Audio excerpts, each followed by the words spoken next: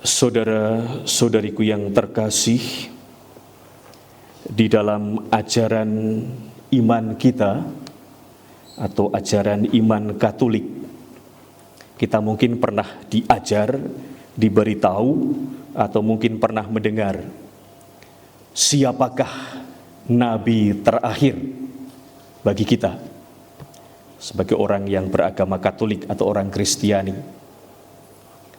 Siapakah nabi terakhir? Yohanes Pembaptis? Begitukah? Yesus. Dulu waktu tahun 90 itu saya masih seminari menengah kelas 2. Guru saya itu Romo Benediktus Sujarwo, almarhum rektor seminari, yang mengatakan bahwa Yohanes Pembaptis itu adalah nabi terakhir, itu kata dia.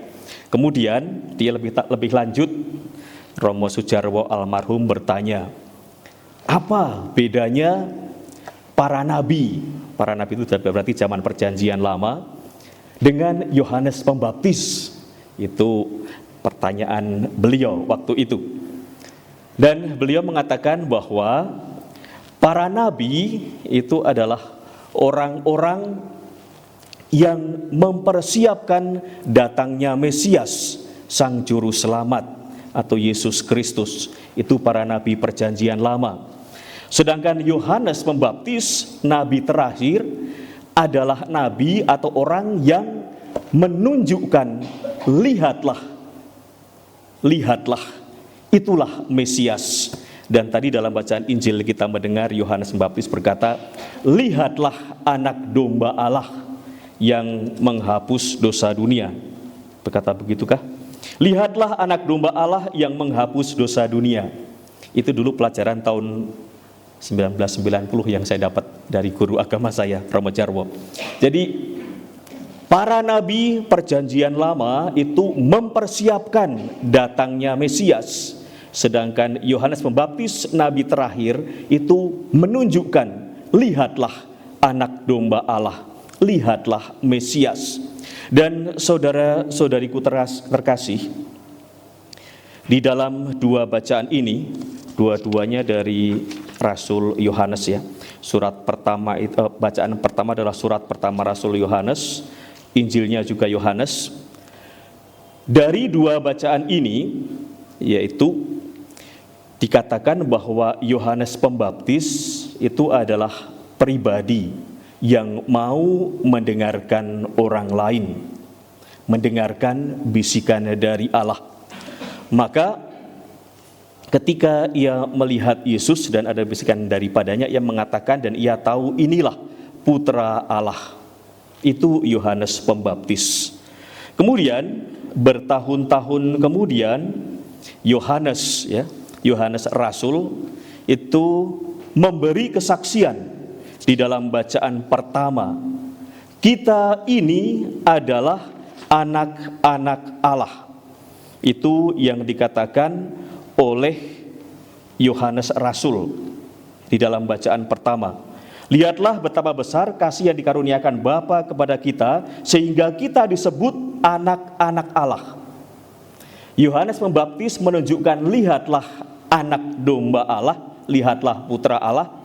Kemudian Yohanes Rasul mengatakan kepada kita, memberitahukan kepada kita, kita ini adalah anak-anak Allah.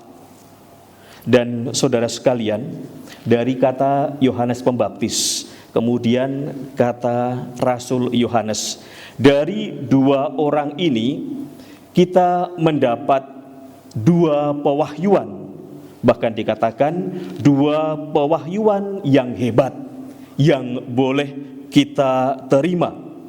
Kemudian atas wahyu itu yang disampaikan oleh Yohanes Pembaptis, kemudian juga diberitahukan oleh Yohanes Rasul, bagaimana sikap kita terhadap dua pewahyuan yang dianugerahkan kepada kita itu. Dari bacaan-bacaan hari ini, kita diajak atau diminta paling tidak dua hal dari kita. Yang pertama, atas pewahyuan itu kita terima dengan penuh rasa syukur. Atau dengan kata lain, kita bersyukur atas wahyu yang Allah anugerahkan kepada kita. Bersyukur. Mengenai bersyukur itu berulang kali saya mengatakan bahwa orang yang berbahagia itu adalah orang yang bisa mengucap syukur dalam hidupnya. Selama tidak pernah ada rasa syukur, selama tidak pernah bisa bersyukur, itu orang akan selalu merasa kurang dan kurang, ya, sehingga kebahagiaan itu ya mungkin ya belum bisa ia rasakan. Tapi selama kita bisa bersyukur, maka ada kebahagiaan di situ. Bahagia bagi orang yang senantiasa bisa mengucap syukur. Kemudian atas wahyu yang kita terima itu, apa hal kedua yang harus kita lakukan? Dari dua bacaan ini yang diminta dari kita adalah memberikan kesaksian. Memberikan kesaksian. Kesaksian apa? Kita diminta untuk bersaksi bahwa Yesus itu adalah Putra Allah. Kesaksiannya itu yang pertama. Kemudian kita bersaksi bahwa kita ini adalah anak-anak Allah. Memberikan kesaksian. Dan di dalam memberikan kesaksian itu, apalagi yang diminta dari kita? Memberikan kesaksian itu hendaknya dengan sukacita, dengan gembira. Tentu saja kalau misalnya kita memberikan kesaksian, ya harus meyakinkan orang, ya, dan tentu saja harus ada sukacita di situ, supaya orang itu semakin mengenal, tahu, mendengarkan suara Tuhan dan mengakui Yesus Kristus sebagai Putra Allah. Dengan sukacita kita mewartakan itu, mewartakan apa yang sudah kita terima. Kemudian juga mewartakan dengan sukacita. Paus Fransiskus itu pernah berpesan kepada kita mengenai hal sukacita. Paus berkata demikian, "Janganlah wajahmu muram seperti orang yang baru pulang dari pemakaman." Dengan kata lain, yang diminta Paus dari kita adalah bahwa kita harus selalu ada sukacita, wajah yang ceria, wajah yang memberikan pengharapan, sehingga ketika orang berjumpa dengan kita, mereka itu mempunyai harapan. Kalau dalam misa di GBK kemarin itu Paus menyerukan lagi kepada kita, ya, dia mengatakan, "Watekiaso, mari kita buat bising, mari kita buat berisik, ya, mari kita membuat kebisingan." Kebisingan bukan dengan hal-hal yang tidak baik, tapi mari kita buat bising dunia ini dengan melakukan tindakan-tindakan kebaikan, melakukan tindakan kasih, dan mewartakan kabar sukacita atau harapan itu.